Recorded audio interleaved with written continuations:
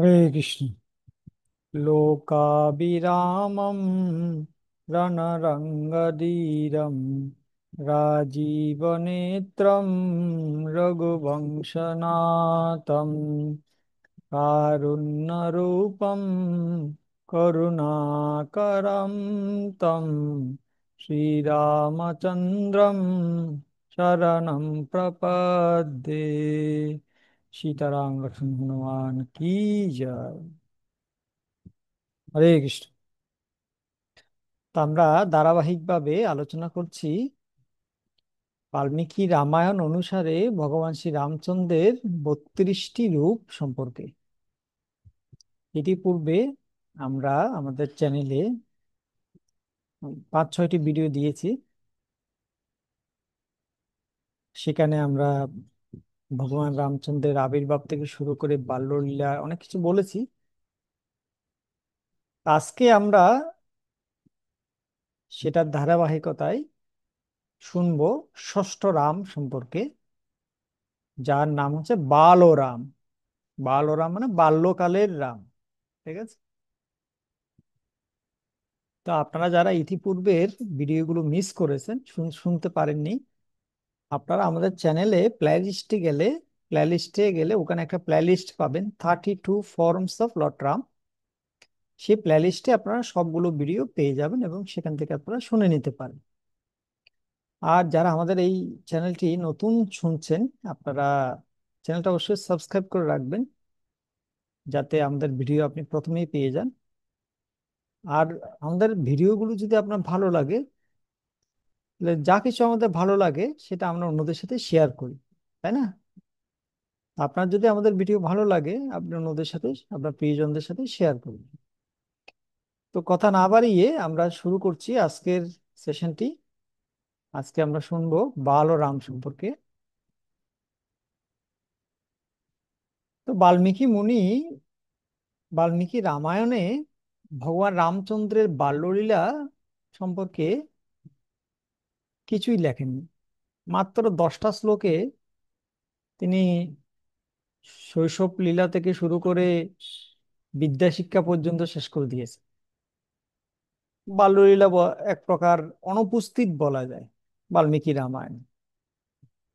তবে গোস্বামী তুলসীদাস তার যে রামচরিতমানস, সেখানে ভগবান রামচন্দ্রের বাল্যলীলা সম্পর্কে কিছু কিছু গুরুত্বপূর্ণ বর্ণনা প্রদান করেছে। তো যদিও আমরা আজকে সেগুলো পুরোটা বলতে পারবো না, তার কারণ হচ্ছে আজকে আমরা যে ভিডিওটা তৈরি করতে চলেছি, এখানে আমরা মেনলি ভগবান ভগবান রামচন্দ্রের যে school day school day school day মানে তিনি যখন গুরুকুলে ছিলেন, বশিষ্ঠ মুনির গুরুকুলে, সেটা সম্পর্কে, সেখানে কিভাবে তিনি কাটিয়েছিলেন বা কি কি শিখেছিলেন গুরুর কাছ থেকে তিনি, সেটা সম্পর্কে আমরা আজকে বিস্তারিতভাবে ডিটেলস বলবো। আর এটা বলতে বলতে আমি আগেই বলে রাখছি, আজকের ভিডিওটা একটু লম্বা হবে, অনেক লম্বা হবে, 1 ঘন্টার উপর হতে পারে হয়তো। তো কেন? কারণ আজকে ভিডিওতে আমরা ভগবান রামচন্দ্র এক্স্যাক্টলি কি কি বিদ্যা শিখেছিলেন, 64 কলা, আমরা বলি 64 কলা, বিদ্যার 64 কলা। সেই 64 কলা কি কি, সে কলাগুলোর নাম কি, সে কলার মানে কি, হ্যাঁ, এভাবে 64 কলার বিস্তারিত বিবরণ আজকে আমরা দেব। এবং সেই বিবরণগুলো দিতে একটু সময় লাগবে, প্রত্যেকটা বুঝিয়ে বুঝিয়ে বলতে একটু সময় লাগবে, সেজন্য ভিডিওটা একটু লম্বা হবে। তাই আমি আপনাদেরকে অনুরোধ করব একটু ধৈর্য সহকারে শুনবেন, এবং এইরকম ইনফরমেশন অন্য কেউ দিতে পারবে বলে আমার মনে হয় না। তাই আপনাদেরকে রিকোয়েস্ট করব, খুব শেখার মতো জিনিস, শুনতে হয়তো একটু বিরক্তিকর মনে হতে পারে, লম্বা লম্বা ভিডিও শুনতে একটু বিরক্তিকর হয়ে থাকে, কিন্তু এটা জানার মতো বিষয়। ভগবান রামচন্দ্র 64 কলা শিখেছিলেন, কৃষ্ণ 64 কলা শিখেছিলেন। সেই 64 কলা আমরা বলি বারবার, 64 কলা গুলো কি কি আসে, এটা সম্পর্কে আমরা বলবো বিস্তারিত। তো ভগবান রামচন্দ্র যখন তাদের চার ভাই রাম লক্ষ্মণ ভরত শত্রুঘ্ন তাদের যখন উপনয়ন সংস্কার হয়েছিল, উপনয়ন সংস্কারের পরে ভগবান রাম তার তিন ভাই, অন্য তিন ভাইকে নিয়ে বশিষ্ঠ মুনির আশ্রমে, বশিষ্ঠ মুনির গুরুকুলে গিয়েছিলেন শিক্ষা গ্রহণ করার জন্য। এবং সেই বশিষ্ঠ মুনির গুরুকুলে তারা বিদ্যার 64 কলা শিখেছিলেন। এবং উপনয়নের পরে গিয়েছেন, এবং ভগবান রামের বয়স যখন 12 বছর হয়েছে তখন শিক্ষা সম্পূর্ণ হয়েছে। সমাবর্তন যেটাকে বলা হয়, সমাবর্তন। বিদ্যা যখন শেষ হয় তখন সমাবর্তন অনুষ্ঠান হয়। তো উপনয়ন সংস্কার থেকে শুরু করে 12 বছর বয়স পর্যন্ত তারা গুরুকুলে ছিলেন। এবং সেই অল্প কয়েক বছরের মধ্যে তারা 64 কলা শিখেছিলেন সম্পূর্ণরূপে। তা একজন বৈষ্ণব আচার্য মন্তব্য করেছেন কিভাবে এটা শিখেছেন তারা। তিনি তিনি বলছেন, ঠিক যেভাবে একজন শিশু তার মায়ের কোল থেকে পিতার কোলে লাফ দেয়, বা পিতার কোল থেকে মাতার কোলে লাফ দেয়, ঠিক তেমন ভাবে এই 64টি কলা বা বিদ্যা রাম লক্ষ্মণ ভরত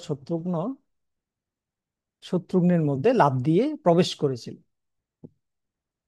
মানে এখানে রাম লক্ষ্মণ ভরত শত্রুঘ্ন ওনাদেরকে, চার ভাইকে পিতা বা মাতার সাথে তুলনা করা হচ্ছে, আর বিদ্যাগুলোকে বাচ্চার সাথে তুলনা করা হচ্ছে। বাচ্চা যেভাবে মায়ের মায়ের কোল থেকে পিতার কোলে লাফ দেয়, বা পিতার কোল থেকে মায়ের কোলে লাফ দেয়, সেভাবে বিদ্যাগুলোও চার ভাইয়ের মধ্যে প্রবিষ্ট হয়েছিল এত দ্রুত, এত অল্প সময়ের মধ্যে। তো এখন আমরা জানবো প্র্যাকটিক্যালি সে 64 কলাগুলো আসলে কি কি, কি কি তারা শিখেছিলেন গুরুকুলে। তো বাল রাম মানে বালক রাম, যিনি ছাত্র জীবনে রয়েছেন এবং অতি অল্প কালের মধ্যে বিদ্যার 64টি কলা শিখেছেন। তো এর মধ্যে প্রথম কলার নাম হচ্ছে গীতম। গীতম মানে সঙ্গীত। সঙ্গীত যত রকম গান বাজনা আছে সব হচ্ছে গীতমের আন্ডারে। এই সব রকমের গান বাজনা তারা তারা শিখেছেন। দুই হচ্ছে বাদ্যম। বাদ্য মানে যত রকমের বাদ্যযন্ত্র আছে যেগুলো বাজিয়ে গান করা হয়, বীণা, বেণু, মৃদঙ্গ, হারমোনিয়াম, বেহালা, যা যা আছে সব রকম বাদ্যযন্ত্র তারা বাজাতে শিখেছিলেন। তিন হচ্ছে নৃত্যম। নৃত্য মানে যত রকমের নাচ আছে, যত রকমের নাচ, নাচেরও অনেক রকম বিভাজন আছে, সব রকমের নাচ তারা শিখেছিলেন। চার হচ্ছে আলেখ্য। আলেখ্য মানে পেইন্টিং করা, চিত্রকর্ম, ছবি আঁকা, আলেখ্য নির্মাণ শিখেছে। যত রকমের ছবি আঁকা আছে শিখেছে। পাঁচ হচ্ছে বিশেষক ছেদম। বিশেষক ছেদম মানে এটা এক প্রকার তিলক অঙ্কনের কলা। বিভিন্ন রকমের, বিভিন্ন ডিজাইনের, বিভিন্ন কালারের তিলক অঙ্কনের কলা। যেমন আপনারা দেখবেন অনেকে মুখের মধ্যে ফুটু ফুটু মানে বিন্দু বিন্দু দিয়ে মুখটাকে আঁকে, ডিজাইন করে। অনেকে বিউটি, এখনকার যুগে বিউটি পার্লারে গিয়ে করে, আগেকার যুগে এমনিতেই ঘরেই করতো লোকেরা। তারপর অনেকে কপালে তিলক করে, অনেকে বডির বিভিন্ন অঙ্গে তিলক করে। এই এই বিশেষ তিলক আঁকার কলা বিভিন্ন প্রকারের, এটাকে বলা হয় বিশেষক ছেদম, এটা তারা শিখেছিলেন। 6 নম্বর হচ্ছে পুষ্পস্তরণম, মানে ফুল দিয়ে সুন্দরভাবে বিভিন্ন কিছু সজ্জিত করা। ফুল দিয়ে তো অনেকভাবে সজ্জিত করা যায়, তাই না? বহু রকমের ভাবে ফুল দিয়ে সজ্জিত করা যায়, যতভাবে সজ্জিত করা যায় ফুল দিয়ে সব তারা শিখেছে। এখানে আমরা ছবিতে দেখতে পাচ্ছি কিভাবে বশিষ্ঠ মুনির গুরুকুলে চার ভাই শিখছেন বশিষ্ঠ মুনির কাছ থেকে, ছবি আমরা দেখতে পাচ্ছি। 7 নম্বর তারা শিখেছেন তন্ডুল কুসুম বলি বিকারিক। এটার মানে কি? এটার মানে হচ্ছে অর্চা বিগ্রহ, মানে ভগবানের যে বিগ্রহ মন্দিরে আমরা পূজা করি, অথবা যে কোনো ফেস্টিভ্যাল উৎসবের স্থানে রং দিয়ে, রঙিন চাল দিয়ে, ফুল দিয়ে বিভিন্ন রাঙ্গোলি আঁকা হয়। রাঙ্গুলি, বিভিন্ন ডিজাইনের রাঙ্গুলি আঁকা হয়, বিশেষ করে মায়েরা এগুলো খুব এক্সপার্ট এগুলোতে। সে রাঙ্গুলি আঁকার কলা তারা শিখেছিলেন। 8 নাম্বার আছে দশন বসন অঙ্গরাগ। কোনো অনুষ্ঠানের পূর্বে দেহের বিভিন্ন অঙ্গকে আমরা সাজাই কোনো অনুষ্ঠানে যাওয়ার আগে। হ্যাঁ, সেটা ধর্মীয় অনুষ্ঠান হোক বা সামাজিক অনুষ্ঠান হোক, আমরা দেহের বিভিন্ন অঙ্গকে সাজাই, অঙ্গরাগ করি, বা বিভিন্ন প্রাকৃতিক রং দিয়ে আমাদের বস্ত্রগুলোকে রঙিন করি। এই যে কাজগুলো, এটাকে বলা হচ্ছে দশন বসন অঙ্গরাগ। এটা তারা শিখেছিলেন। তারপর হচ্ছে মণি ভূমিকা কর্ম, মানে মণিমুক্তা দিয়ে বিভিন্ন প্রকারের মালা তৈরি করা, অলংকার তৈরি করা তারা শিখেছেন। এখনকার দিনে তো আমরা স্বর্ণকার বা মণিকার, জুয়েলার ওদের কাছে গিয়ে বানাই অলংকার। তারা নিজেরাই শিখেছেন, তারা নিজেরাই বানাতে পারে। যদিও তারা সেটা সেটা করার আবশ্যক ছিল না, তার রাজপুত্র, তারা শিখেছেন। 10 হচ্ছে শয়ন রচনা, ব্যাট, মানে ভগবানের জন্য ব্যাট প্রস্তুত ভগবান যাতে ঘুমাতে পারে সেজন্য ব্যাট তৈরি করা, বিগ্রহ। ভগবান বলতে আমরা অর্চা বিগ্রহকে বুঝাচ্ছি। তো দশরথ মহারাজের বংশে অর্চা বিগ্রহ ছিল রঙ্গনাথ ভগবান। রঙ্গনাথের মন্দির ছিল অযোধ্যাতে, এখন নেই, এখন সেটা সাউথ ইন্ডিয়াতে রঙ্গনাথ ভগবান। তো এই রঙ্গনাথ ভগবানের জন্য ব্যাট তৈরি করা, ঘুমানোর ব্যাট তৈরি করা, বা অতিথি আসলে গৃহে যদি কোনো অতিথি আসে তাদের বিশ্রামের জন্য শয্যা রচনা করা, এটা একটা কলা। হুম, এটা তারা শিখেছে। 11 হচ্ছে উদক বাদ্য। উদক বাদ্য মানে জলতরঙ্গ যন্ত্র স্থাপন এবং বাজানোর কলা। যত রকমের জলতরঙ্গ যন্ত্র আছে সেগুলো স্থাপন এবং বাজানোর কলা তারা শিখেছেন। উদক ঘাত, 12 হচ্ছে উদক ঘাত। এটার মানে কি? মানে নদী, ঝর্ণা ইত্যাদির জলকে উপযুক্ত সময় পর পর থামিয়ে দেওয়া এবং অন্যদিকে প্রবাহিত করার কলা, যা অগ্রসর হওয়ার জন্য শক্তি সঞ্চয় করতে পারে, যাতে এটা অগ্রসর হওয়ার জন্য শক্তি সঞ্চয় করতে পারে, এভাবে সেটাকে অন্যদিকে প্রবাহিত করা। হুম, এবং জলের প্রবাহকে,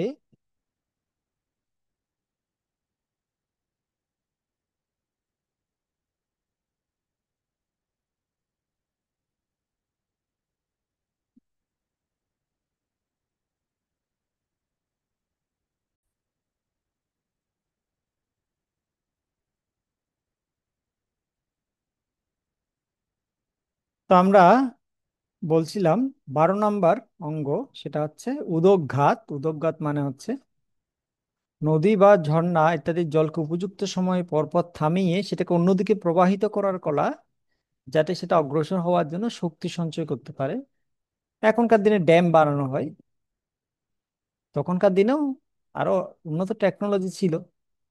জলের প্রবাহকে ব্যবহার করে বিভিন্ন উদ্দেশ্যে সেটাকে ব্যবহার করা, সেই জলকে সেচের কাজে বা অন্য কাজে ব্যবহার করা। পিচকারি, পিচকারি বানানো বা পিচকারি দিয়ে জল ছিটানো বা হাতের দ্বারা জল ছিটানো, এই এই যে কলাগুলো, এটাকে বলা হচ্ছে উদকঘাত। এটা তারা শিখেছে।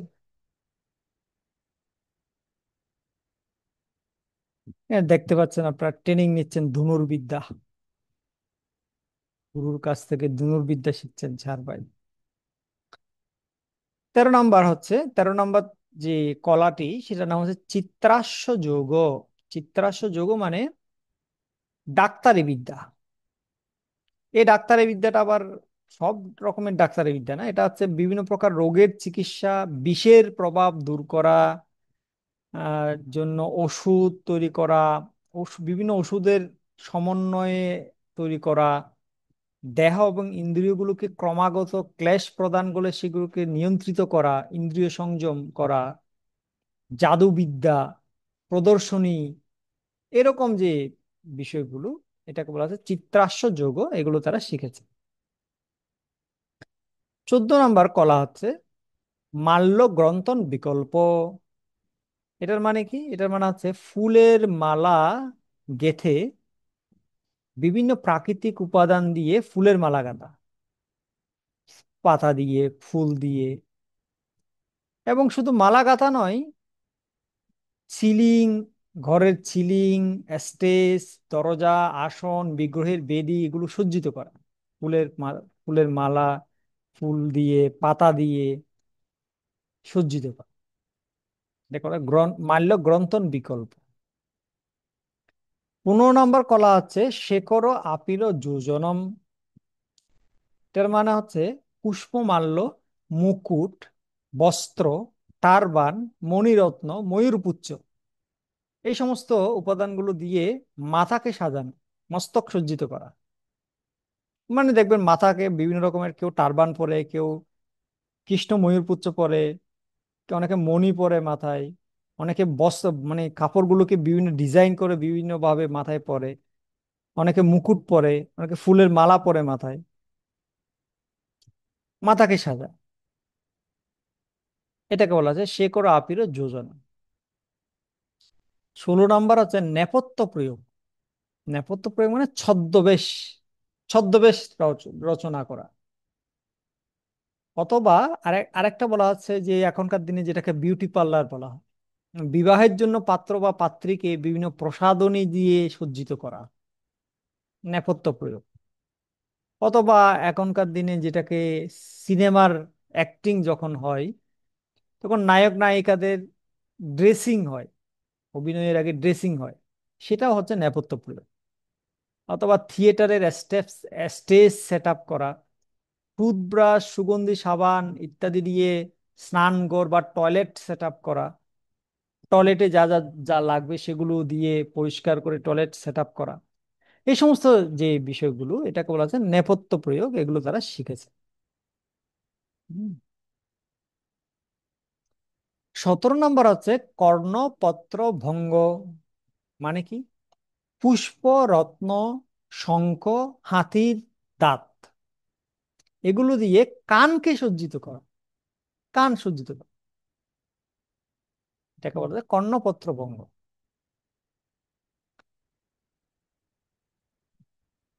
18 নম্বর হচ্ছে গন্ধযুক্তি।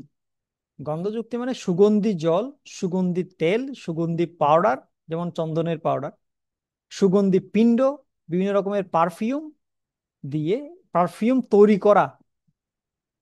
এগুলো সব তৈরি করা, সুগন্ধি জল তৈরি করা, সুগন্ধি তেল তৈরি করা, সুগন্ধি পাউডার তৈরি করা, সুগন্ধি দ্রব্য বা পারফিউম তৈরি করা, এটা কোনো গন্ধযুক্তি, এগুলো তারা শিখেছেন। 19 হচ্ছে ভূষণ যোজনম। মানে কি? নতুন নতুন অলংকার তৈরি করা, আভূষণ তৈরি করা, যেটা দিয়ে অঙ্গকে সজ্জিত করা যায়। হুম। 20 নম্বর আছে ঐন্দ্রজাল কৌসুম আরস্য যোগঃ। মানে বিভিন্ন কালা জাদু, তন্ত্র মন্ত্র, এগুলো ব্যবহার করে রোগ ব্যাধি সারানো, ভূত প্রেত তাড়িয়ে দেয়া, যেটাকে বলা হয় বান বান কাটা, জাদুবিদ্যার মাধ্যমে মানুষের রোগ নিরাময় করা। অথবা দেহের কোনো সৃষ্ট ক্ষতি পূরণ করা, অথবা জাদুবিদ্যার মাধ্যমে বহুরূপী বিভিন্ন রূপ ধারণ করে, যাতে মানুষ তাকে চিনতে না পারে। 11 নম্বর হচ্ছে হস্ত লাঘব। 21 নম্বর, সরি, 21 নম্বর হচ্ছে হস্ত লাঘব। হস্ত লাঘব মানে হচ্ছে হাতের বিভিন্ন ব্যবহার করে দক্ষতা প্রদর্শন করা, প্রত্যুৎপন্ন মতিত্ব। আপনি দেখবেন অনেক সাধু, কিছু সাধু আছে হাতে একটা ডান্ডা নিয়ে ডান্ডাটাকে এমন ভাবে ঘুরায় চারিদিকে, এমন এটাকে মানে মনে হচ্ছে এটা অন্য কেউ পারবে না। এটা এটা একটা হাতের একটা কলা, দক্ষতা, এটা কোনো হস্ত লাঘব। 22 হচ্ছে বিচিত্র শাকোপভোক্য বিকারক ক্রিয়া। এটা এক ধরনের খেলা বা কলা, বিভিন্ন রকমের রান্না বা খাদ্যদ্রব্য রন্ধনের কলা, শাক, ফুল বা বিভিন্ন খাবার, যা কিছু, যত রকমের খাবার আইটেম আছে, টক, মিষ্টি, ঝাল, হ্যাঁ, যত রকমের আছে, 6 প্রকারের স্বাদ সমন্বিত খাদ্যদ্রব্য প্রস্তুত করার কলা।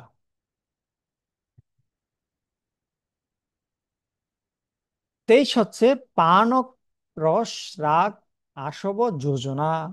ফুলের মধু, পাতার রস, মশলার মিশ্রণ ব্যবহার করে তরল পানীয় তৈরি করা, শরবত তৈরি করা, সিরাপ তৈরি করা, মদ বা ময়রেও তৈরি করা, যেগুলো বিভিন্ন কালারের হয়ে থাকে, বিভিন্ন রকমের মাত্রার সেখানে মাদক প্রভাব থাকে, কখনো ঠান্ডা হতে থাকে বা কখনো গরম হতে পারে, দিনের বিভিন্ন ভিন্ন সময়ে ভিন্ন ভিন্ন রকমের হতে পারে, ভিন্ন ভিন্ন। যেমন গরমের দিনে একরকম শরবত, ঠান্ডার দিনে অন্যরকম শরবত। বিভিন্ন ঋতুতে, বিভিন্ন সময়ে, বিভিন্ন লোকের জন্য ভিন্ন ভিন্ন টেস্টের তৈরি করা। 24 হচ্ছে সূচিবান কর্মাণী। সূচিবান কর্মাণী মানে বস্ত্র, পোশাক বস্ত্র সেলাই করা, বানানো, সূচিকর্ম, এমব্রয়ডারি ডিজাইন, বিভিন্ন উদ্দেশ্যে হ্যাঁ, বিভিন্ন উদ্দেশ্যে ডিজাইন করা, মানে স্থাপন করা বা অলংকার স্থাপন করা, এই যা কিছু আছে এগুলোকে বলা হয় সূচিবান কর্মাণী।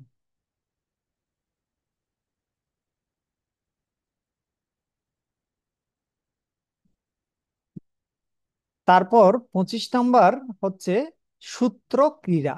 সূত্র ক্রীড়া পুতুল নাচের জন্য পাতলা সুতা ব্যবহার করা। হ্যাঁ, পুতুল নাচের জন্য পাতলা সুতার ব্যবহার, বীণা, সিতার, তাম্বুরা ইত্যাদি বাদ্যযন্ত্রে সেগুলো, সেই সুতাগুলো লাগানো, খোলা, রিপেয়ার করা, সূত্রক্রিয়া শিখেছে। 26 হচ্ছে বীণা, ডমরুক ও বাদ্যানি। বীণা বাজানো, ডমরু বাদ্য তৈরি করা, মানে বাজানো ঠিক না, এগুলো বাদ্যযন্ত্রগুলোকে তৈরি করা, বীণাকে তৈরি করা, বাদ্যযন্ত্র ডমরু তৈরি করা। 23 হচ্ছে প্রহেলিকা। প্রহেলিকা মানে কি? মানে এক ধরনের, এটা এক ধরনের ল্যাঙ্গুয়েজ বা ধাঁধার মতো তৈরি করা, ধাঁধা তৈরি করা বা সমাধান করা, এমন কিছু কথা বা শব্দগুচ্ছ তৈরি করা যেগুলো গুপ্ত মিনিং আছে, এগুলো প্রহেলিকা।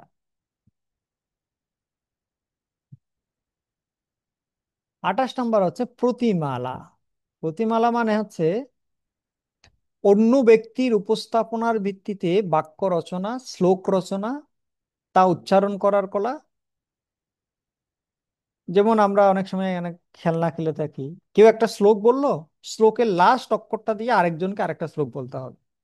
অথবা এরকম হতে পারে, কেউ একটা গান বললো বা ভজন গাইলো, সে ভজনের লাস্টের অক্ষরটা দিয়ে আরেকজন আরেকটা ভজন গাইবে। এই যে ব্যাপারটা, এটাকে বলা হচ্ছে প্রতিমালা। 29 হচ্ছে দুর্বাচক যোগ। এমন কিছু শ্লোক বা বাক্য রচনা করা যা অন্য কেউ পুনরাবৃত্তি করতে পারবে না, উত্তর দিতে পারবে না, বা বাক্য বা বাণীর দ্বারা কাউকে বিভ্রান্ত করা, তাকে বলা হচ্ছে দুর্বাচক যোগ। কত রকমের বিদ্যা শিখছেন দেখেন। 30 নম্বর হচ্ছে পুস্তক বাচনম। সুর করে গ্রন্থ পড়া, এটাকে বলা হয় পুস্তক বাচনম। বা প্রাসঙ্গিক বিষয়ের উপর নির্ভর করে দ্রুত গ্রন্থ পাঠ করা বা তা বুঝতে পারা, মানে দ্রুত বই পড়া এবং বই পড়ে হুবহু মুখস্থ করে ফেলা, বুঝে বুঝে ফেলা, পুস্তক বাচন। 31 হচ্ছে নাটক ও আখ্যায়িকা দর্শনম। আমরা মনে করি এখনকার দিনে আমরা নাটক দেখি, সিনেমা দেখি, হ্যাঁ ভিডিও দেখি। তখনকার দিনে কি ছিল? হ্যাঁ, তখনকার দিনেও ছিল, তবে এরকম ইউটিউব বা এরকম আকারে ছিল না। বাস্তবে অভিনয় হতো, বাস্তবে অভিনয় হতো, নাটক, আখ্যান, উপাখ্যান, অভিনয় হতো এবং এগুলো দর্শন করা, তারা দর্শন করতেন। 32 হচ্ছে কাব্য সমস্যা পূরণম। মানে কাব্যের যে সমস্যা সেটা পূরণ করা, কোন শ্লোক অসম্পূর্ণ রয়েছে সেটাকে সম্পূর্ণ করা, কোন সূত্র অসম্পূর্ণ রয়েছে সেই সূত্রটাকে সম্পূর্ণ করা, বা সেই সূত্র অনুসরণ করে শ্লোক রচনা করা, কোনো একটা শব্দের ধাঁধা আছে সেটাকে সমাধান করা। হ্যাঁ, তারপর হচ্ছে 33 হচ্ছে পট্টিকা বেত্র বানানো বিকল্প। মানে বেত দিয়ে, এখন তো এখনকার দিনের ছেলেরা, ছেলে মেয়েরা তো বেত গাছ, বেত চোখেই দেখে না। বেত, আগেকার দিনে আমরা ছোটবেলায় বেত দিয়ে অনেক কিছু তৈরি করেছি, খেলেছি। স্যারের মারও খেয়েছি বেতের।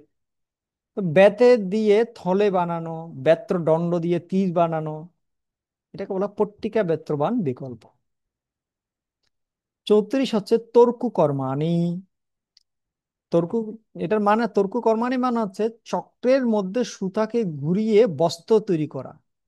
এরকম করে দেখবেন আগেকার দিনে একটা মেশিন ছিল, ওই চক্রের মধ্যে সুতো ঢুকিয়ে বস্ত্র সিলাই বয়ন করতো। এটাকে বলা হয় তর্কু কর্মা। 35 হচ্ছে তৎসনম। তৎসনম মানে কাঠ দিয়ে খেলনা বানানো, আসবাবপত্র বানানো, লাঙ্গল তৈরি করা, কাঠের তৈরি জিনিস বানানো, তৎসনম। 36 হচ্ছে বাস্তুবিদ্যা, বাস্তুশাস্ত্র। মন্দিরের বাস্তু, রাজপ্রাসাদের বাস্তু, ঘরের বাস্তু, সেতুর বাস্তু, যত রকমের বাস্তু, শাস্ত্রের যত বিভাজন যত কিছু আছে, বাস্তুশাস্ত্র শিখা শিখেছেন তার। 37 হচ্ছে রূপ রত্ন পরীক্ষা। সোনা, রূপা, মুক্তা এগুলো যে খাঁটি, টেস্ট করার জন্য, টেস্ট করে এটা রং দেখে, এটার প্রভা দেখে, এটার ওজন, প্রতিক্রিয়ার ভিতরে বিশুদ্ধতা পরীক্ষা করার কলা শিখেছেন। 38 হচ্ছে ধাত্রবাদ। পাথর, ধাতু, মাটি ইত্যাদিকে পরীক্ষা, সয়েল টেস্ট, এখনকার দিনে বলে সয়েল টেস্ট। শুধু মাটিকে পরীক্ষা, ধাতুকে পাথর পরীক্ষা করা, পাথরকে পরীক্ষা করা, সেগুলোকে মার্জনা করা, সেগুলোর সমন্বয়ে বিভিন্ন মরিচাবিহীন, যে যে দ্রব্যে মরিচা পড়বে না এরকম জিনিস তৈরি করা। খনিজ সম্পদের সন্ধানের জন্য মৃত্তিকা, মাটি সয়েল টেস্ট করে বুঝা ওই সয়েলের ভিতরে মাটি আছে, এই খনিজ সম্পদ আছে কিনা। মানে মাটি দেখে বোঝা যাবে ওই জায়গায় কোনো খনিজ সম্পদ আছে কিনা। ধাতুর গাত।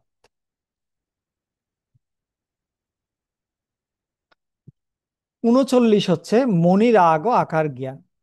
বিভিন্ন বর্ণের গোত্রের মণিসমূহকে শনাক্ত করা এবং অলংকারের মধ্যে সেগুলোকে স্থাপন করা। 40 হচ্ছে আয়ুর্বেদ শাস্ত্র। এটা তো একটা বিশাল শাস্ত্র, আয়ুর্বেদ। এখনকার দিনে অনেক বিখ্যাত আয়ুর্বেদ। বিভিন্ন প্রজাতির বৃক্ষ, ওষুধ বৃক্ষ, সংকর প্রজাতির বৃক্ষ, সেগুলোকে অধ্যয়ন করা, বিভিন্ন ফল ফুল, লতা পাতা দিয়ে ওষুধ বানানো, গ্রহ নক্ষত্র দিক অনুসারে বাগান করা, হ্যাঁ, কফ বাত পিত্তের বিকার অনুসারে চিকিৎসা করা, সব আয়ুর্বেদ।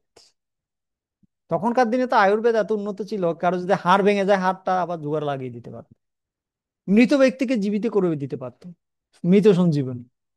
এত উন্নত ছিল আয়ুর্বেদ। 41 হচ্ছে মেষ ও কুক্কুট লাবক ও যুদ্ধবিধি। ছাগলের সাথে ছাগলের যুদ্ধ লাগানো, মোরগের সাথে মোরগের যুদ্ধ লাগানো, ষাঁড়ের সাথে ষাঁড়ের যুদ্ধ লাগানো, যুদ্ধ বিধি জানা এবং সেই প্রাণীগুলোকে যুদ্ধে নিযুক্ত করে মানুষকে আনন্দ দেয়া। 42 হচ্ছে শুক ও সারিকা প্রলাপনম। টিয়া পাখি, ময়না পাখি এগুলোকে কথা বলতে শেখানো এবং মানুষের মতো উত্তর দিতে শেখানো।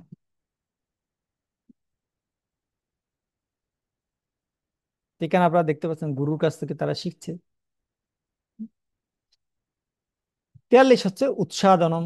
উৎসাদনম মানে অন্যের মনকে প্রভাবিত করার দ্বারা তাদের নিরাময় করা, রোগ নিরাময় করা, মনকে প্রভাবিত করা, যেটাকে বলা হয় এখনকার দিনে সম্মোহন, বশীকরণ, যেগুলোকে বলে এগুলো, সম্মোহন, বশীকরণ, এইসব ব্যাপার।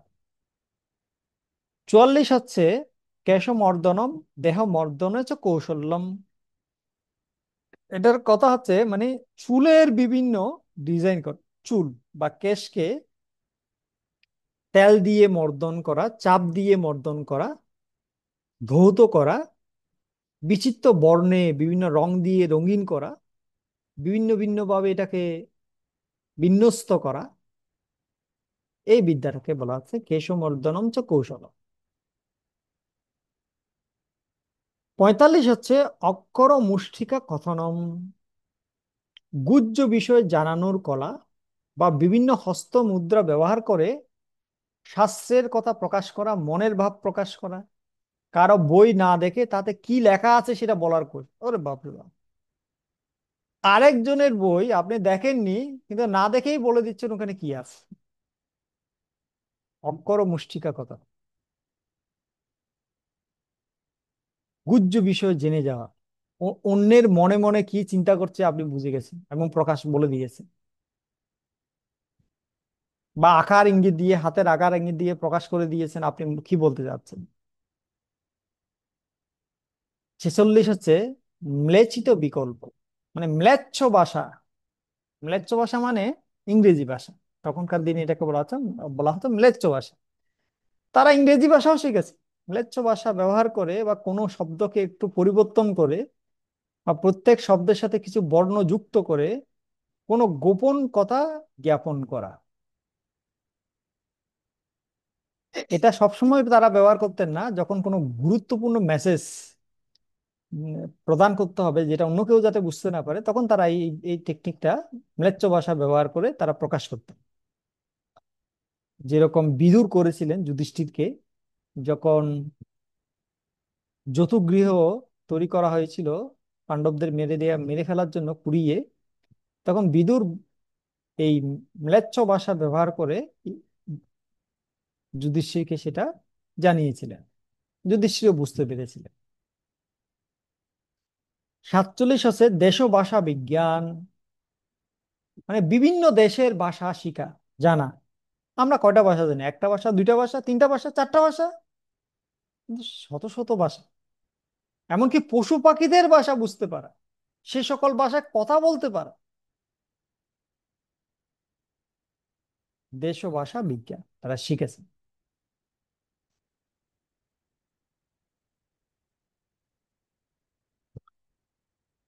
48 হচ্ছে পুষ্প শকতিকা, ফুলের, মানে ঘরের মধ্যে যে ফুলদানি থাকে, ফুলদানিকে সাজানো, ফুল দিয়ে বিমান তৈরি করা, ফুলের তোড়া তৈরি করা। এখনকার দিনে ফুলের অনেক দোকানে গেলে আপনি দেখবেন ফুল দিয়ে কত রকমের কত কিছু বানায়, এইসব কিছু। 39 হচ্ছে নিমিত্ত জ্ঞান। নিমিত্ত জ্ঞান, নিমিত্ত জ্ঞান মানে কি? মানে কিছু নিমিত্ত দেখে ভবিষ্যতে কি হবে সেটা বলতে পারা। যেমন কাকের ডাক, কাক হইচই করে ডাকছে, বা কুকুর চিৎকার করছে, বা আপনি ঘর থেকে বেরোতে যাচ্ছেন, একটা গাভী ডাকছে, বা আপনি ঘর থেকে বেরোতে যাচ্ছেন, একটা মহিলা খালি কলসি নিয়ে যাচ্ছে, বা অন্য কেউ ভরা কলসি নিয়ে যাচ্ছে। আপনি কোনো কোনো যাত্রা করছেন, প্রশান্ত শান্তিময় ঠান্ডা বাতাস আপনার গায়ে লাগলো, বা আরেক জায়গায় যাচ্ছেন, এমন বাতাস লাগলো, চারিদিকে ঘূর্ণিঝড়ের মতো ধোঁয়াটে হয়ে গেছে, প্রচন্ড বাতাস বইছে এবং ধুলোবালিতে ভরে গেছে আপনার দেহ। এই যত কিছু এরকম অনেক, এগুলো কয়েকটা নিমিত্ত আমি বললাম। কিছু আছে ভালো নিমিত্ত, কিছু আছে খারাপ নিমিত্ত। হ্যাঁ, তো এই যে নিমিত্তগুলো দেখে ভবিষ্যৎ কি হবে সেটা জানার যে ক্ষমতা, তাকে বলা হয় নিমিত্ত জ্ঞান। এটা একটা বিজ্ঞান, এটা একটা কলা। হুম। 50 হচ্ছে যন্ত্রমাত্রিক জ্ঞানম, যন্ত্র তৈরি করা, সেগুলোকে আর একটার সাথে আরেক, একটা যন্ত্রের সাথে আরেকটা যন্ত্রকে সংযুক্ত করা, পশুদেরকে বিভিন্ন বাহনের সাথে সংযুক্ত করা, বিভিন্ন প্রকার ম্যাজিক্যাল যন্ত্র তৈরি করা। এখনকার দিনে আমরা মনে করি আমরাই যন্ত্র বানাতে পারি, টেকনোলজি উন্নত। তখনকার দিনে তারাও এইসব টেকনোলজি সম্পর্কে জানতো, যন্ত্রবিদ্যা জানতো। 51 হচ্ছে ধারণ মাত্রিকা, কোনো বাহ্যিক উপকরণ ছাড়া, যন্ত্র ছাড়া সবকিছু মুখস্থ করা, স- মনে রাখা, পরবর্তীতে স্মরণ করা এবং পুনরায় বর্ণনা করার কলা, শুধু শুনে শুনে। 12 হচ্ছে সম্পাঠ্যম, ডায়মন্ড এবং মূল্যবান পাথর কাটা এবং একই সাথে অত্যন্ত প্রীতিপ্রদ উপায়ে উচ্চস্বরে পড়ার কৌশল। হুম, একবারে সম্পাট্টম। এখানে আপনি দেখছেন কিভাবে বিভিন্ন রকমের বিদ্যাগুলো শিখছে গুরুকুলে। 6টা ছবি দেখতে পাচ্ছেন আপনারা, গুরুকুলের শিশুরা শিখছে। 53 হচ্ছে মানসিক কাব্য ক্রীড়া। মনে মনে কবিতা রচনা করো। মনে মনে কবিতা রচনা করে তৎক্ষণাৎ প্রশ্ন করা এবং উত্তর দেওয়ার কলা, যার জন্য বিপুল শাস্ত্রজ্ঞান দরকার, দক্ষতা দরকার, যুগপৎ ভাবে বহু শর্ত স্মরণ করার চর্চার প্রয়োজন। 54 হচ্ছে অভিধান, কোষ, ছন্দ জ্ঞানম, ডিকশনারি সম্পর্কে জ্ঞান। যত রকমের ডিকশনারি, এনসাইক্লোপিডিয়া থেকে শুরু করে যত রকমের, এখন তো বিভিন্ন ভাষায় ডিকশনারি আছে, বিভিন্ন কোষ আছে, পুরাণ কোষ,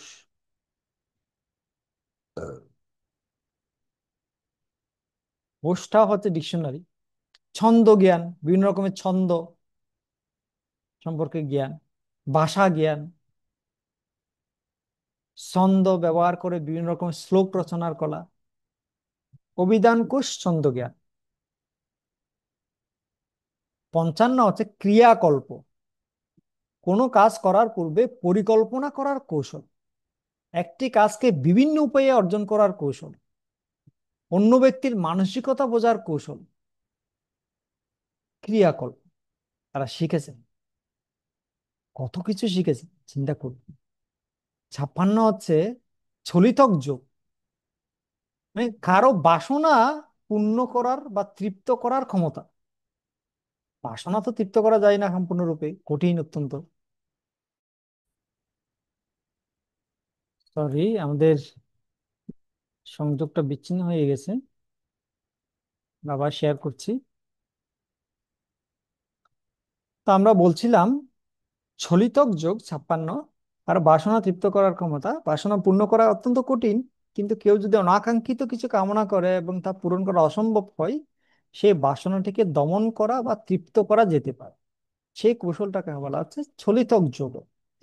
এমনকি শত্রুকেও বন্ধু বানানোর কলা, কোনো বাস্তব বস্তুর সরাসরি ক্রিয়াকে অন্য বস্তুতে প্রতিস্থাপন করার কলা, এটাকে বলা হচ্ছে চলিতক যোগ। 57 হচ্ছে বস্ত্র গোপনানি, বস্ত্রগুলোকে জীবাণুমুক্ত করা, কালিমা, কালি, বস্ত্র থেকে কালি মুক্ত করা, মানে পরিষ্কার করা, ছত্রাক থেকে বস্ত্রকে সুরক্ষা করা, এখনকার যেটাকে বলা হয় ধোপা।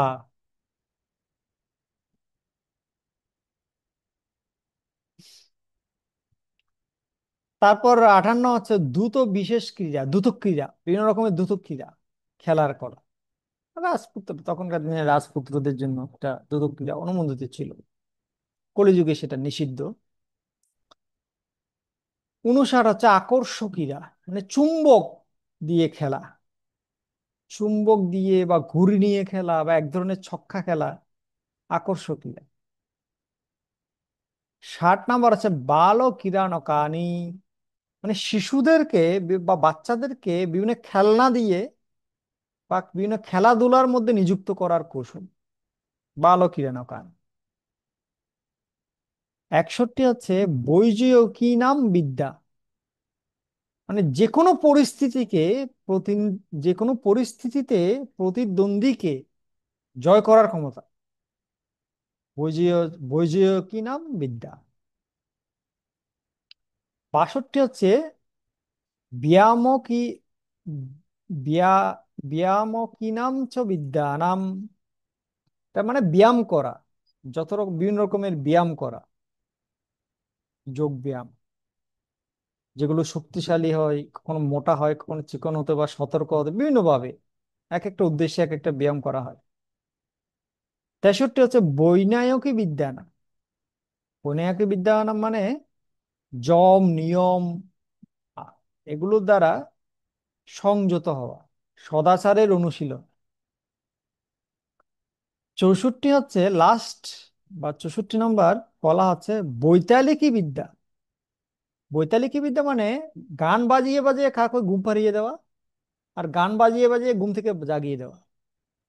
আপনি দেখবেন তখনকার দিনে তখনকার দিনে যারা রাজা ছিল বা রাজপুত্র ছিল, তারা ঘুমানোর আগে এরকম বৈতালিকারা মানে সঙ্গীত, বাদ্যযন্ত্র বাজাতো, গান গাইতো, আর এগুলো শুনে শুনে তারা ঘুমিয়ে পড়তো। আবার সকালে ঘুম থেকে ওঠার সময় তারা গান গাইতো, এই সঙ্গীত যন্ত্র বাজাতো, ওগুলো শুনে শুনে রাজার বা রাজপুত্রের ঘুম ভাঙতো। এই যে কলা, এটাকে বলা যায় বৈতালিকী বিদ্যা। ঠিক আছে। তো এইভাবে রাম, লক্ষ্মণ, ভরত, শত্রুঘ্ন, তারা তাদের বাল্যকালে তাদের গুরু বশিষ্ঠের কাছ থেকে 64 কলা সম্পর্কে শিখেছে। এবং 12 বছর বয়সে, উপনয়নের পর থেকে 12 বছর বয়স পর্যন্ত এর মধ্যে এই সমস্ত কিছু কিছু তারা শিখেছেন সম্পূর্ণরূপে। এভাবে সেই যে রামের যে রূপ, ষষ্ঠ রাম, তাকে বলা হচ্ছে বাল ও রাম। তো সেই ভগবান শ্রী বাল ও রামের লীলা স্মরণ করে আমরা উচ্চারণ করব, ওম বাল রামায় নমঃ, ওম বাল রামায় নমঃ, ওম বাল রামায় নমঃ। এতক্ষণ আমরা আলোচনা করলাম বালরাম সম্পর্কে। তো আমরা এখানে শেষ করছি। ভিডিওটা যদি ভালো লাগে প্রিয়জনদের সাথে শেয়ার করবেন, আমাদের চ্যানেলটা সাবস্ক্রাইব করবেন। আবার দেখা হবে নতুন ভিডিওতে। হরে কৃষ্ণ।